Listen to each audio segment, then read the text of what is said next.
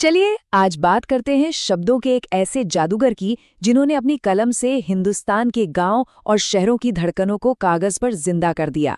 आज हम कदम रख रहे हैं हिंदी और उर्दू अदब के उस सम्राट की दुनिया में जिन्हें हम मुंशी प्रेमचंद के नाम से जानते हैं। प्रेमचंद का ये मानना था कि लिखना सिर्फ ये बताना नहीं है कि क्या हुआ।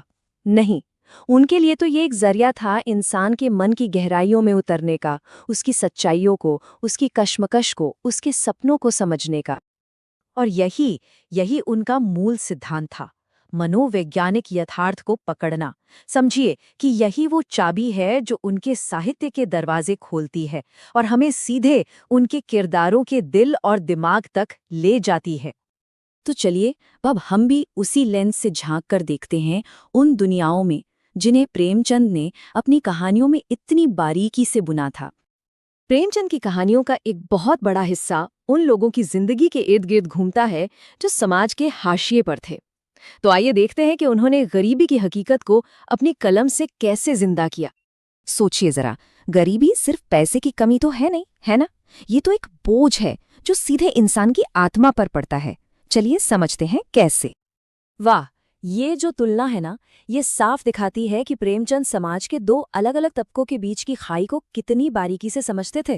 जरा सोचिए, एक तरफ किसी की चिंता ये है कि साबुन से रंग निखर जाएगा, और दूसरी तरफ एक ऐसी हकीकत है जहां अगली रोटी मिलेगी या नहीं, यही सबसे बड़ी जंग है। और गरीबी की चुभन सबसे ज्यादा तब महसूस होती है जब वो बच्चों की मासूमियत पर असर डालती है। सोचिए, वही बच्चे जो कुछ दिन पहले तक मेवों की तरफ देखते तक नहीं थे, अब एक एक पैसे की चीज के लिए तरस रहे हैं। ये दिल को झकझोर देता है ना? ये सिर्फ एक लाइन नहीं है, ये एक बेबस इंसान की आवाज है जो अपने आत्मसम्मान और वजूद के लिए लड़ रहा है।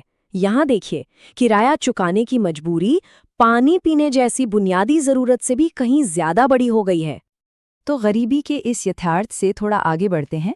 अब देखते हैं कि प्रेमचंद की कहानियां कैसे अपने वक्त के समाज के लिए एक आईने का काम करती थीं।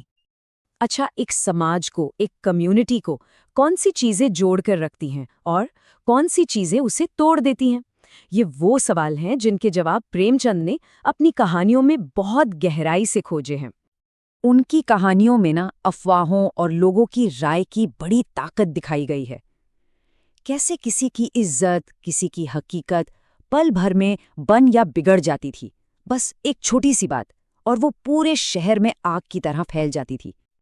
और ये सुनिए, घरों की चार दीवारी के अंदर औरतों के बीच होने वाली ये बातचीत, ये बहुत कुछ कहती है। ये उस दबे हुए गुस्से को, आज़ादी की उस तड़प को बाहर लाती है जिसे उस समाज में खुलकर कहने की शायद ही कभी इजाजत थी। तो मतलब साफ है कि घर सिर्फ रहने की जगह नहीं थे, वो तो एक तरह का स्टेज थे जहां सामाजिक बदलाव और पीढ़ियों के बीच का टकराव देखने को मिलता था।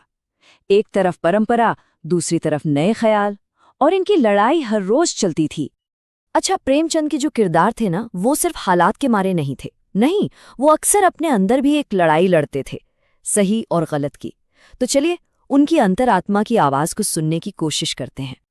कभी सोचा है कि जब कोई बिल्कुल किनारे पर पहुंच जाता है, जब हालात मुश्किल हो जाते हैं, तो वो अपने गलत कामों को सही साबित करने के लिए खुद से क्या बहाने बनाता है? बस यही वो मनोवैज्ञानिक हकीकत है जिसे प्रेमचंद सामने लाते हैं। जैसे यहाँ देखिए, एक किरदार है प्रकाश। पहले वो चोरी करता है, फिर उस अपराध बोध के साथ जीता है जिससे वो बुखार कहता है, और आखिर में वो संदूकची लौटाकर प्रायश्चित करता है। मतलब एक गलती से लेकर प्रायश्चित तक का पूरा सफर।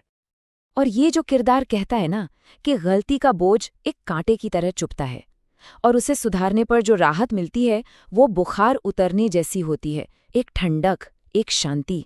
क्या खूबसूरती से अपराध बोध से मुक्ति के एहसास को बयां किया है। तो अब सवाल ये उठता है कि ठीक है, ये सब उस जमाने की बातें थीं, पर आज लगभग एक सदी बाद हम प्रेमचंद को क्यों पढ़ें? उनकी बातें आज भी इतनी जरूरी क्यों लगती हैं? वजह सीधी सी है, प्रेमचंद का नजरिया किसी एक वक्त या जगह से बंधा हुआ नहीं था।